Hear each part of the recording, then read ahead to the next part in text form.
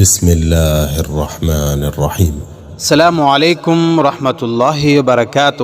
حدیث شریف حضرت نواس بن سمعان رضی اللہ تعالی عنہ سے روایت ہے، رسول اللہ صلی اللہ علیہ وسلم نے فرمایا، یاجوج ماجوج کی کمانوں، تیروں اور ڈھالوں کو مسلمان 7 سال تک ایندھن کے طور پر استعمال کریں گے۔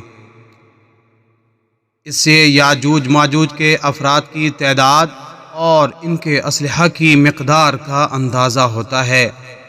ان کا اسلحہ اس لیے جلانے کے کام آئے گا کہ سب لوگوں کے مسلمان ہو جانے کی وجہ سے جہاد کی ضرورت نہیں رہے گی۔